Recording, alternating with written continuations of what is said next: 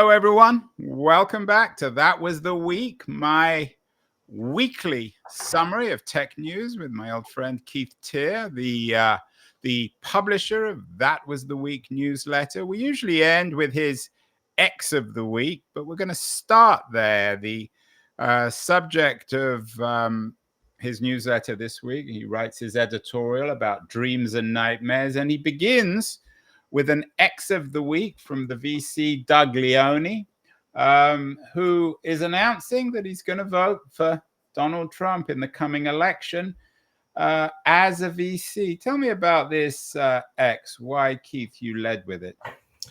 Well, I led with it because there's a collection, really, because Chamath Palihapitiya and David Sachs today actually are running a fundraiser for Donald Trump as well. So there's a bit of a mini trend going on of Silicon Valley who's deciding that they're going to vote for Trump.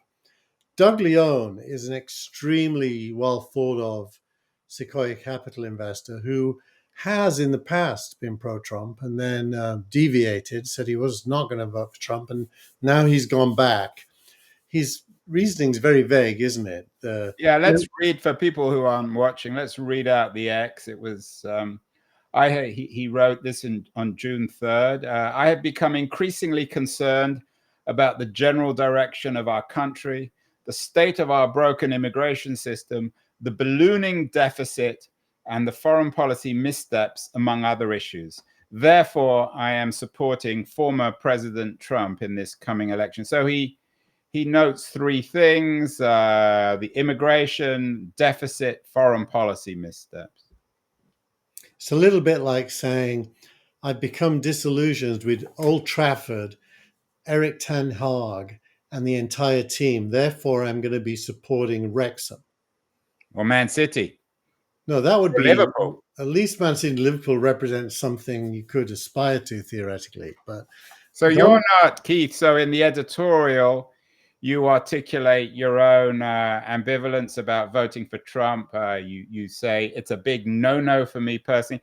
I don't want to turn this conversation into just another conversation about Trump versus Biden, because as we speak, I got an email from Reid Hoffman linking with an op-ed he has in this week's Economist about American business shouldn't be empowering a criminal. So the powers that be in Silicon Valley are lining up for or against Trump. It's not just for Trump. People like Hoffman, who I have a great deal of time and respect for, are financing the anti-Trump forces. But do you see with Leone and some of the others a real sharp shift amongst investors to Trump?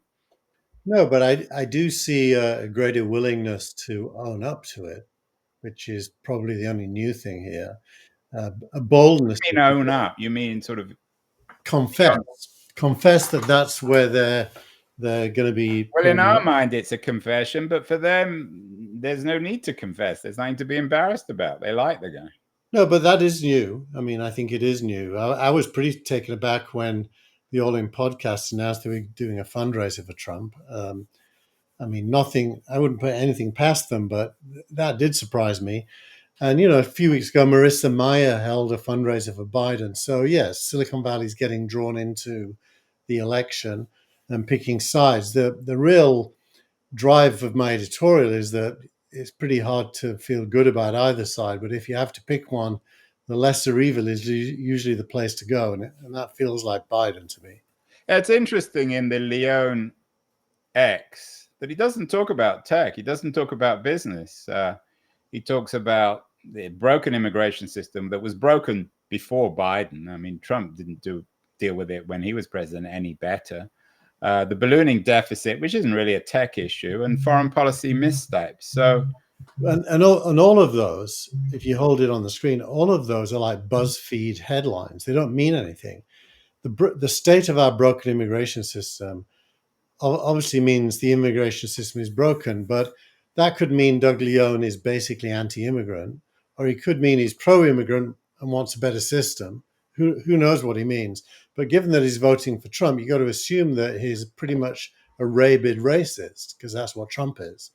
On the foreign policy stuff, well, what is he saying? Is he saying that he's for Israel, or is he saying he's for the Palestinians, or is he for more help with Ukraine or less? It's totally unclear. And Trump, by the way, isn't really clear on any of those issues. So when he states those issues and says, "Therefore, I'm voting for Trump," there's a big missing hole of logic there, isn't there? And in your editorial, you talk about a piece, the video of the week from Andreessen and Horowitz entitled "The American Dream." Are Andreessen and Horowitz, are they pro-Trump, and do they link the crisis of the American dream with the policy of the Biden administration? I don't think they've ever stated whether they're pro-Trump or anti-Trump. Their American dream narrative is tied to an investment strategy they call American dynamism, which is basically what happened after the New Deal. It's kind of the New Deal, but in a new age, where they're looking for a new industrial revolution, in quotes. It's really an AI revolution and a digital revolution. And they're looking to the government to be a big investor in that, as well as private capital. They are often going on about socialism and communism as a problem, which is really just using labels to define the Democrats. So they're definitely not, strongly pro-Democrat in any way whatsoever. What I like about what they say is they focus on doing things with money and technology, which I think is getting close to the real story that needs to be discussed.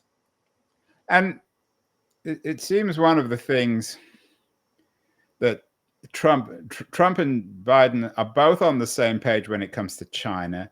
They're both in an odd way statists. I mean, Biden's invested massively in the state and CHIPS policy, investment in the environment.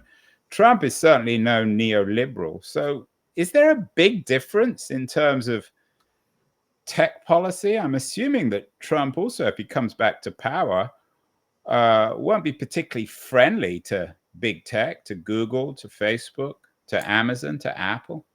Yeah, they're rhetorically they try to sound different, and Biden's giving back students some of their debt. He does do some things that are different to what Trump would do, but they're very close on foreign policy. They're very close on immigration. They're very close on the economy. So the big issues they're quite close on. I think abortion is one where Biden feels very different, and I'm on his side of that one. And there's no tech angle on that one, I assume. It's not a tech angle, but it is a social angle, and so I think guns, rhetorically they're different, but actually in practice not that different. Yeah, but let's keep it on the tech, Keith, because otherwise. Well, on tech, I think. What about on his investment in the so-called CHIPS bill? I mean, is that recognized? Is it real? What's the take in Silicon Valley when you and your wealthy VC friends get together in Palo Alto? Are you muttering about the absence of investment in innovation in America, or applauding it, or critiquing it? Well, the CHIPS Act is basically a huge expenditure to compensate for the fact that there's a trade war with China and that Taiwan may or may not be a trusted place in the future. So it's really a foreign policy decision more than it is a technology decision. And I'd be surprised if Trump doesn't agree with it, because he's an economic nationalist as well. They're both pretty isolationist. They're both anti-free trade in this period, at least. So, I don't think the CHIPS Act is really a technical decision. In terms of technology, Biden is more anti-tech than Trump. Biden clearly, yesterday, the FTC and the Department of Justice announced a new investigation of NVIDIA, Microsoft, and OpenAI, which didn't make the newsletter because my cutoff time happened and then it happened. But that is very much a Biden, Elizabeth Warren, Lena Khan initiative. Your friend Lena. Exactly. And Trump is. So, Keith, you're not You said voting for Trump is and I want you to wear your tech cap because I don't want to turn this That's into what we do. That's what we do. So you're saying voting for Trump is a big no-no, but you're not particularly keen on Biden. I've always thought of you as a kind of left libertarian. Might you be interested in RFK if he began to articulate a more sane libertarian approach to innovation? Who would you like to see? Who could excite you? You don't like Trump. Biden doesn't excite you. Where might you write a check, for example? I think anybody that understands how to rebuild a declining economy, and it's really about innovation. It's the New Deal for 2025. But Biden would claim he's done that. He's poured masses of money into infrastructure, environmental innovation, into green tech. I don't think so. I think he's put money into railways and building bridges and roads. For America to survive as the most wealthy country on earth, it really has to leapfrog the newly developing technological economies like China and the rest of Southeast Asia. And if it doesn't, it will become like England, which is a nice place to visit, which used to be number one, but is now not. And I don't see a politician picking up on the themes that Andreessen and Horowitz are talking about and doing really practical things to make that real. In fact, on AI, they're doing the opposite. They're trying to slow it down, if not destroy it through regulation. It's hard to feel optimistic about the government. So I do end up being a libertarian. And these days I find it very hard to define left and right, to be honest. What does it mean to be a libertarian? It means believing in human beings, technology, and innovation, and not really believing in government, which is sad because I want to believe in government. I do believe the government of the people, for the people, and by the people is the ideal. I don't think we have it. Yeah, when I hear you say, well, I don't believe in political categories anymore, it perhaps suggests a man who in his youth was left and now is right and is not willing to acknowledge it. But maybe I'm being unfair. So I want to move on to some more hard tech news of the week, Keith, but give me just briefly a couple of things that you would like to see happen that's doable. Maybe in terms of AI, you're not in favor of aggressive regulation, but you have to acknowledge that there's a need for some regulation. One of the stories this week is about OpenAI employees warning of advanced AI dangers. Still, the OpenAI company, I want to get to that in a second, is, I wouldn't say in crisis, but certainly there's a great deal of controversy. Isn't it important to call on the impact of this? And there is a role for government. Well, what I'd like to see is absolute free trade in tech between the whole world, including China. I'd like to see shared research and open source research so that human beings collectively can move faster to make good things. I would absolutely disagree with the employees and former employees letter. I think they're basically not representatives of the future. They're kind of like scared little children. I don't believe there's any danger at all with AI. I think it's made up. Again, some people might say, well, these people have been working with it. You haven't. So they have every right to call out its dangers. Well, I work with all kinds of things that I don't understand. And they're typically doing very specific jobs. They're not the big thinkers that invented the whole thing. Well, some of the senior people have left. One of the stories that I was particularly intrigued with this week is you include it in the newsletter. I think I sent you the link. Is a Wall Street Journal. I don't know if it's a hatchet job on Altman, but the title is "The Opaque Investment Empire Making OpenAI's Sam Altman Rich." It makes him look pretty slimy. What do you make of this piece and the increasing media hostility to Altman? Yeah. Well, I think firstly it documents his investments, and Is it true, do you think? oh, I'm sure it's entirely I mean, the true. way I read it was he doesn't take any money from OpenAI, but he benefits in terms of his startup investments. Um, a lot of what he's doing benefits those startup investments at OpenAI with OpenAI's policy. So he's making billions as the OpenAI CEO without acknowledging it. I don't think he doesn't acknowledge it, to be honest. I mean, most of these investments predate OpenAI by a long way. For example, the one into Reddit or Stripe, which are two very big ones. I do think he acknowledges it. He just doesn't focus on it because he's quite humble and focused. So I don't think this I is. don't know if anyone would use the H word with Altman. He's focused and incredibly smart. I don't think there's anything. I mean, there's a sort of a faux humility about Well, him. he doesn't boast in the same way that Jason Calacanis does about all the investments he's made. You know, Yeah, because he's a success and Jason isn't.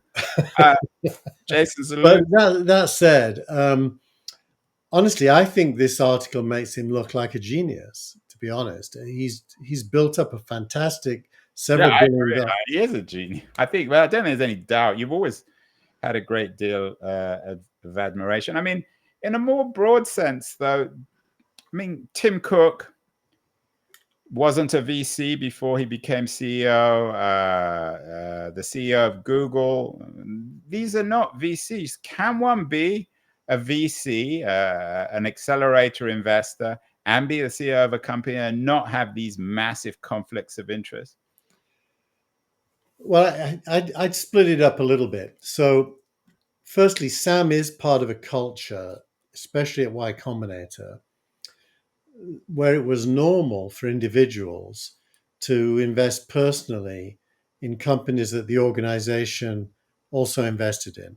Gary Tan, the current CEO of Y Combinator, created Initialized Capital. He started life as a photographer at Y Combinator and started making his own investments in companies he liked. So there is this kind of culture which Y Combinator is, I think, quite unique, but not it's not the only example, but there's not many of them where individuals could make personal investments. And Sam eventually ran up against that when he left Y Combinator to run OpenAI. Um, it was obvious that he'd been doing both, and he had to make a choice. And so, And I we mean, had that tweet from Paul Graham last week yeah, clarifying. exactly. So, is it wrong?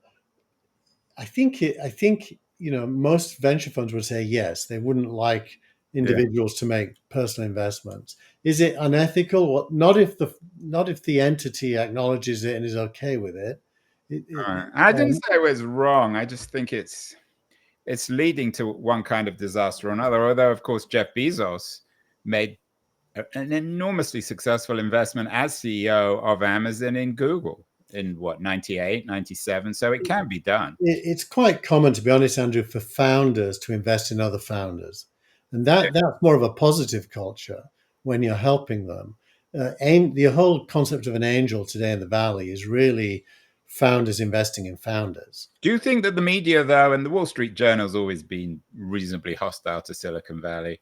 Do you think the media's turning on Altman? Is he becoming the bad boy? We've all forgotten about Zuckerberg. There's no longer Jobs or Gates to kick around. So has Altman become the new superhero of Silicon Valley?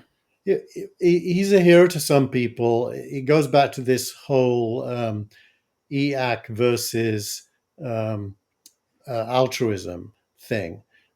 So there's a divided camp. Radical altruism, the Sam Bankman-Fried scam, right? Yeah.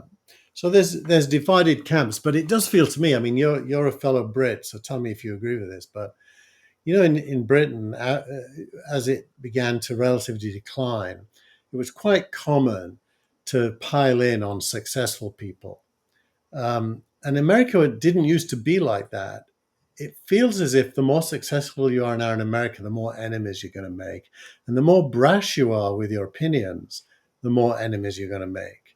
So, this whole idea of the American dream that Andreessen talks about, where you champion the attempt to change things, and you kind of not hero worship, but at least applaud the attempt, that seems to be in the rearview mirror. Who are the heroes today?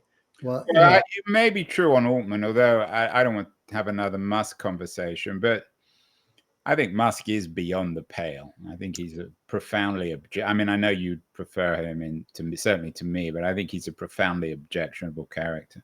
I mean, he's yeah, genius. but we don't. You're right. You're right, but Andrew, and I would agree with you on that. But do we really judge him mainly by that? I think you've got to, if you're going to do that, you at least have to judge him on SpaceX, PayPal. Yeah, it's true. When Carnegie was around, he had steel factories, or Stanford had railways. The problem with Musk is, he is flawed. He's flawed. Well, he has the medium and the media. With X, he uses it to promote his own views. Anyway, let's leave Musk. He's not in the newsletter this week. But your real question was this victimizing wealthy success stories. Well, also in an America of increasing inequality, where a lot of people are really struggling in a high inflation economy, in an economy increasingly run, the dominant labor form is a precariat. When you read about these multi-billionaires, Musk or Bezos or Altman, worth 10, 50, 100 billion, it's very troubling. It's not a critique of them. It's a critique of the system. A handful of these people have the same wealth as 95% of the rest of Americans. So there's but Andrew, if you ask yourself, how did they get there? It wasn't by cheating. They got there actually because the world became smaller during the globalizing impact of the internet from the mid-90s. The scale of people who could buy products and services grew to billions. And so suddenly with mobile and with the cloud, you have these enormous companies which nobody planned. It's the accident of history is that you get big fast if you do something that people want. You and I have done reasonably well out of this too. I think for many Americans, it's just, firstly, they don't understand it. And secondly, these people behave badly. They behave like movie stars. They say stupid things in public. Yeah. They have unimaginable wealth. But yeah, I mean, look, I'm not suggesting that they're not oligarchs. They didn't do some deal with a police state and got rich that way. Let's move on, Keith. What else? It's been a fairly slow tech news week this week, which allows us to talk more broadly. Any other stories? The NVIDIA story hitting 3 trillion. Will NVIDIA eventually crash? Will they be the Cisco of the AI age? Well, it's worth knowing NVIDIA's revenue profit is about 60 billion.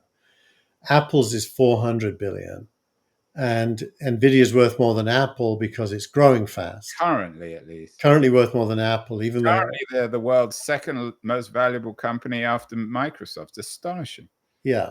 So there is a kind of a math mismatch between NVIDIA and Apple there. Apple should be worth a lot more. Is it the Cisco thing? Do you remember when Cisco got so valuable in the 90s because it was the pipes for the internet, and then the economy matured and Cisco now is just an afterthought? Yeah. So I do think the NVIDIA story is worth a mention because it's one of those watch this story kind of issues. There's lots in venture capital this week. My good wife Jenny wrote a recap on what's happened in May. I did launch the next version of SignalRank. Yeah, I'm going to allow. Usually, I don't let you talk about SignalRank on your own show because I don't want you to become an oligarch, Keith. But I am allowing you to talk about SignalRank version 3. It's not 3.0, it's version 3. So tell me what you've been up to at SignalRank this week. Well, the core of SignalRank is using algorithms to predict venture outcomes. And we do that at the Series B round based on a lot of data from all the rounds a company does up to the B. And we've gone through 3 versions. Roughly every 9 months, we update it. We only update it when we got a better one. So each version is better than the last. And the way we measure it is what percentage of the companies picked become unicorns. What is the average gain on your money over 5 years? And for version 3, 31% become unicorns. And the average gain at 5 years is 5.6 times your money, which both of which are way better. And in the years measured, which is 2012 to 2020, there were 950 companies that it picked, as opposed to only 280 or something that version 1 picked. So it's able to pick more companies more successfully than previous versions. We just announced the 15th investment, that is to say, SingleRank putting money into these companies, which makes SingleRank the second most prolific investor in the world in Series B rounds in the last 12 months. Wow. And when am I going to get some SignalRank stock? I'm not allowed to talk about it, but your time will come, and hopefully not too soon from now. And are you, Keith? Is SignalRank the next Nvidia? When are you going to hit 3 trillion valuation? I think we'll never hit 3 trillion. The most we could be worth is about 100 billion.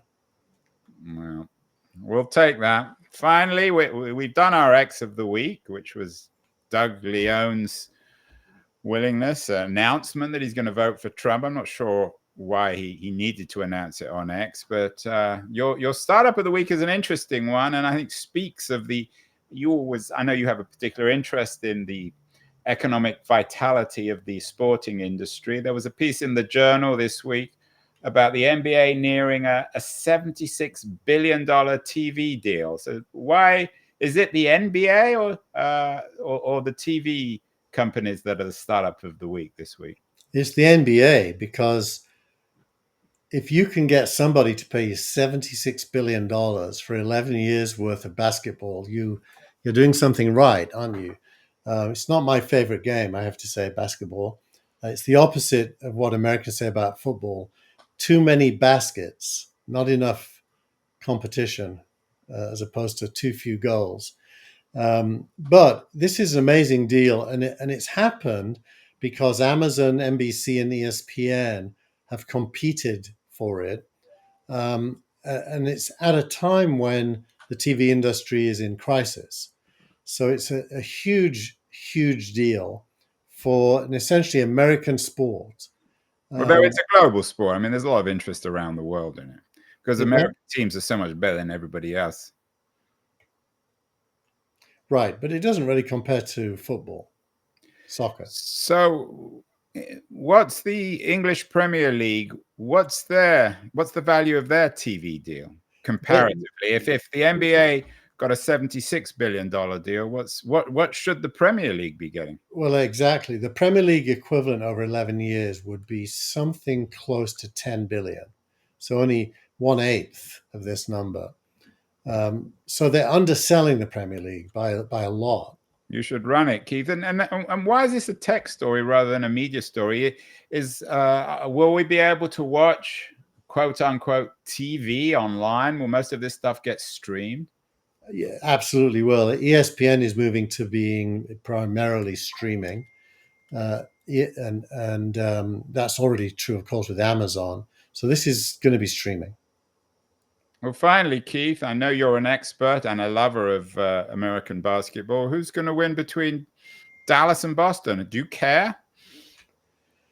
I don't care, but I'll always go for the Catholics. So I'll go with the Celtics. You're going to get yourself into trouble. So the Catholics over the Dallas team. Oh, the Dallas team, I don't know what they are. Are you anti-Mark Cuban, who's Jewish? Is this Keith the anti-Semite here? No, but Texas, it's got to be Seventh-day Adventists, something like that, right? Well, most people hate Texas, don't they? Well, that was the week, Keith. Not a lot of news, but we know now that you're not voting for Donald Trump. You're voting for Biden, not thrillingly. Doug Leone is voting for Trump. Reid Hoffman is voting for Biden. Not a lot of news this week. We'll see you next week when we hope that SignalWank will have gone public and we'll all be celebrating with billions of dollars. So have a good week, Keith. We'll talk next week. Bye-bye.